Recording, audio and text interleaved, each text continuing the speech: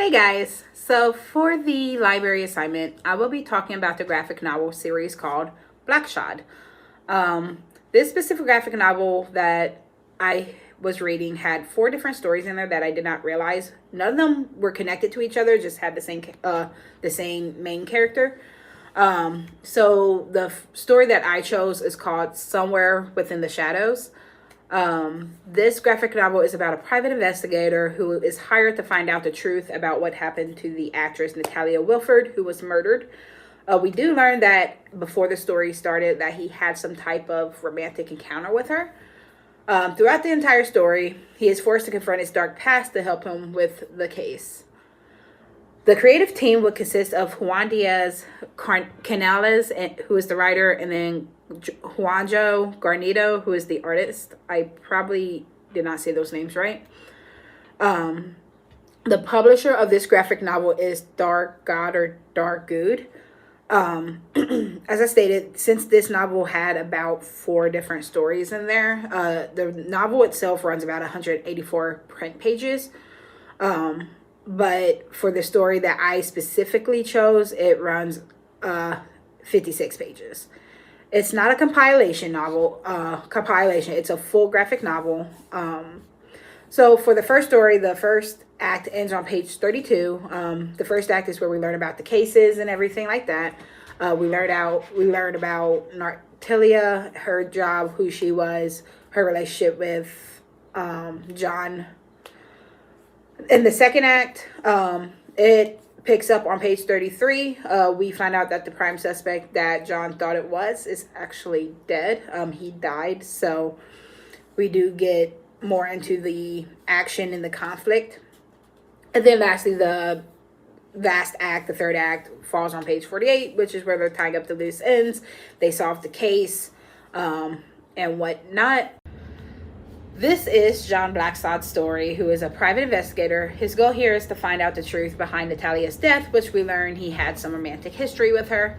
The conflict in Act 2 does support his goal, just because we learn that who he originally thought was his prime suspect, Leon, who had killed her, he was already dead. He died. So John was back to square one. We had to figure out who actually killed her, which we learned was Evo, which I will get into that a little more later after this. But yeah, that is the main goal, is to find out the truth behind Natalia's death. The story does have a solid story arc and a clear beginning, middle, and end. The creator did a great job. It kept me engaged and interested the entire time, to the point that I almost that I didn't realize that I was already reading the second story and it had nothing to do with the first story, why I got confused when I was reading it originally. Throughout the story, we see that Blacksad is having to face challenges to force him to confront his past, which in this case will be Natalia, because in the story she wasn't a one-man woman, as they like to put it, but he had to make choices between choosing his own happiness and doing what is right, he believes is right. But that isn't just for this first story, this is for all of the stories. And in the beginning, we learn about the case, we learn about Natalia, what she did, her relationship to John. In the middle, the second act, we learn that it wasn't Leon who killed her, but we learned that it was Evo, who he has to now find and confront him about it. And then the third act, it wraps everything up. They close the case, finish the case, and move on to a new case.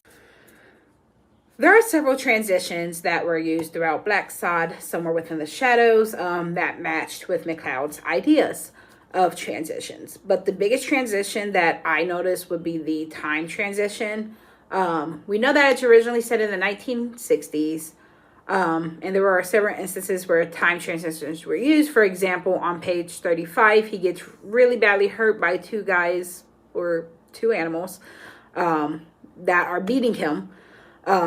To go back to the two guys, two animals this book is full of animals. So like John is a cat. Natalia, I believe, was a cat.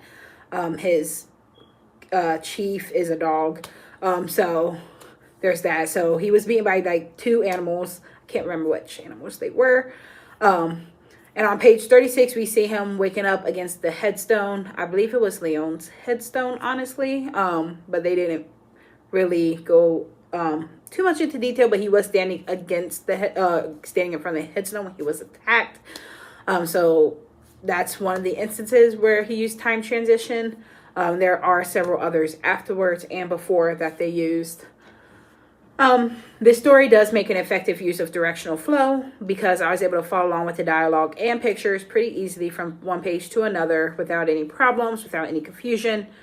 I would certainly recommend this graphic novel to both my friends and my classmates. If you are, or pretty much anyone who's into mystery, this definitely has a whole lot of like, will have you questioning things. So I would definitely recommend you guys read this and give this a good read. A fun fact here would be that this graphic novel has received praise from several comic legends, including Stan Lee. So I thought that was pretty cool. I hope you guys enjoyed this and have a great day. Bye.